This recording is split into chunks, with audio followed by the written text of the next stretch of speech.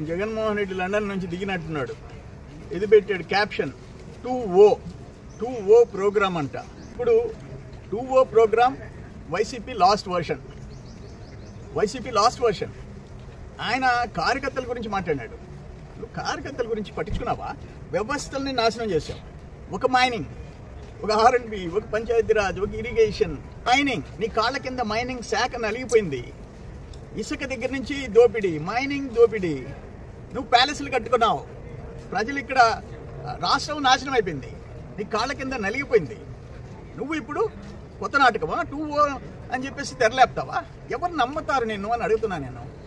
ఈరోజు తెలుగుదేశం వచ్చింది, కాన్ఫిడెన్స్ వచ్చింది, కూటమి ప్రభుత్వం వచ్చింది. లక్షల కోట్ల పెట్టుబడికి ఇన్వెస్టర్స్ వస్తున్నారు. వాళ్ళు కూడా నీ బోటోళ్ళని చూసి ఇంకా జంకుతున్నారు. ఇన్వెస్టర్స్ వస్తున్నారు, లక్షల కోట్లు. నీ పరిస్థితి ఏంది? లాస్ట్ 5 years ఏం చేసావు నువ్వు? నా జీవితంలో నా మీద క్రిమినల్ కేసు లేదు. మీ నాయన ఉన్నప్పుడు పాపం అసెంబ్లీలో బయట ఎదుర్కొంటే నా మీద కేసులు పెట్టలే. మా మీద పెట్టావు. చంద్రబాబు నాయుడు గారి దగ్గర నుంచి కార్యకర్తల దాకా జైలుకి పంపించావు. నువ్వు మాట్లాడతావా? ఈరోజు కార్యకర్తలు అంటే తెలుగుదేశం, ఒక NTR ట్రస్ట్, ఒక స్కూల్, ఆ కార్యకర్తల బిడ్డల్ని ఉచితంగా చదివించడం, ఒక క్యాన్సర్ హాస్పిటల్, ఒక ప్రమాద బీమా. ఎప్పుడైనా పట్టించుకున్నావా నీ కార్యకర్తల గురించి? లోకేష్ బాబు ఈరోజు ఇంకా యాక్టివేట్ చేశాడు దాన్ని, ఆ ప్రమాద బీమా వీటన్నిటిని. నువ్వు ఏ రోజు ఏం పడి? నువ్వు ప్యాలెస్లు కట్టించుకున్నావు. ఎన్ని ప్యాలెస్లు? ఎంత నీకు ఆ డబ్బు మీద మోజు? ఆడ 29 ఎకరాల్లో ఎల్హంక, అక్కడ లోటస్ పాండ్, ఇక్కడ తాడేపల్లి, ఇక్కడ ఇడుపులపాయ, ఒక కడప, ఒక పులివెందుల. ఎన్ని లక్షల చదరపు అడుగులు మీ నలుగురికి.